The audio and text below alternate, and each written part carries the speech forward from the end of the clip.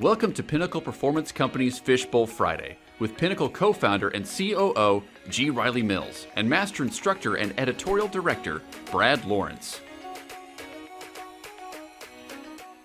Welcome back to another Fishbowl Friday with Pinnacle Performance Company. I'm Brad Lawrence. This is G. Riley Mills. Everybody. Why is this Fishbowl here? Let's explain Fishbowl Friday for those of you who don't know. So we got a fishbowl here every Friday.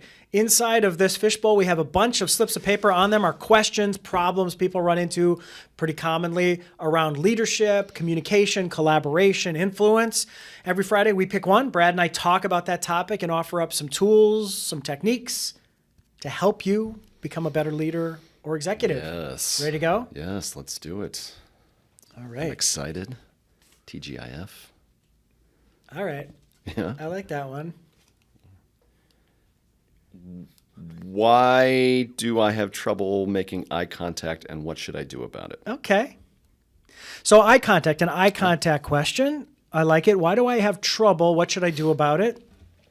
First off, when you're communicating a message, whether it's on Zoom, whether it's in person, eye contact, vitally important for communication. Critical. Can you give us what's one reason why eye contact is very, very important? Because without it, there's no connection established with the person There it or is. people that you're talking Yeah, to. so connection, building rapport, building trust. If I can't even look you in the eye for credibility, if I'm evading your eye contact and I'm looking anywhere except directly in the eye, you're going to think differently of me. Maybe For sure. Maybe I look evasive or Look nervous. shifty, shady, Nothing good. Not trustful. So that's the first thing. Here's why I love eye contact. If you ever want to know how your meeting or your presentation is going, you have an instant scorecard. All you have to do Yeah. is look at the faces in your audience. What are they telling? Instant feedback. Instant feedback is coming back. If they're on their phones, if they're on their computers, if they're slumped over sleeping, you got a big problem.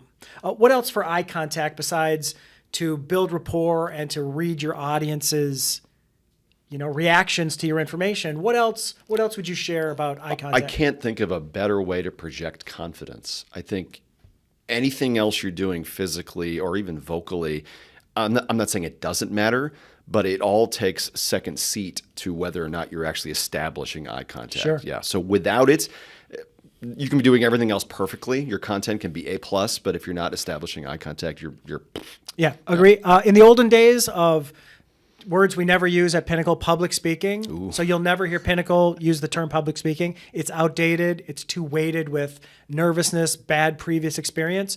We just call it communication. You're just communicating. You're communicating information, whether it's to one person or to hundreds in front of them. The main thing with bad advice people have given over the years in eye contact is, I remember in the early days I read, someone said, if you don't like making eye contact with someone you're talking to or your audience members, just look at the back of the wall above their heads. Well, we can tell. We can tell, and there's going to be no rapport built except between you and the back wall. So we don't recommend that. We recommend, what would you say for, people always say, how much eye contact? If I have a big group, how do I get to everybody? Well, it's going to depend on the size of the group. I mean, obviously, the smaller the group, especially if it's like one or two people, eye contact is going to be much more sustained. The duration will be longer. But as soon as you go north of, I'd say, 3 or 4 people, your eye contact's probably in like the 2 to 3 second zone somewhere. So. And it's not a count thing. It's more of a feel thing. But that's probably the ballpark you want to shoot for before moving on. And then with large groups, I always recommend dividing the room up into zones and treat each zone as a different person and go from zone. Try to randomize it and try to find a different person in each zone every time you go to it. Yeah. But that's a great way to make sure you're spreading it. Yeah, and if you're really talking specifically to someone in the audience, for the rest of the people who you're not talking to, it feels like you're talking to one. It's more specific versus just scanning the room and not talking to anyone in general, not anchoring on anyone.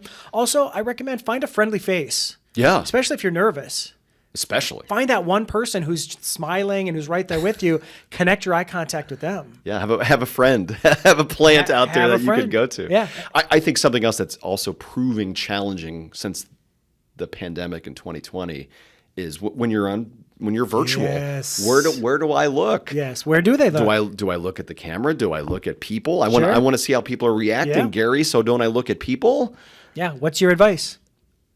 99% of the time, if you're speaking, you should be looking at Correct. the lens. Yes. Yeah, that's the only way to simulate actual eye contact, Yes. to get the feeling like you're talking to me. Because Now- it feels on the other side, it feels like you're talking to Yeah. me because you're looking directly down the barrel of the lens. If I see you looking down in the corner of your monitor, then it creates Yeah. some psychological disconnect. Sure. And working virtually is already doing that. Yes. So, yeah. Yeah, it is okay though to break away to check reactions, facial expressions, Occasionally, absolutely, so yeah. you can stay connected to people. But especially when you're making an important point, look right down the barrel of the camera, right at that light during Zoom, Yeah. so that people feel like you're talking to them and connecting directly to them. So there you go. There's your eye contact. contact. Get comfortable with it. You need it. That is your Fishbowl Friday. Have a great weekend, everybody. We'll see you next time. Bye.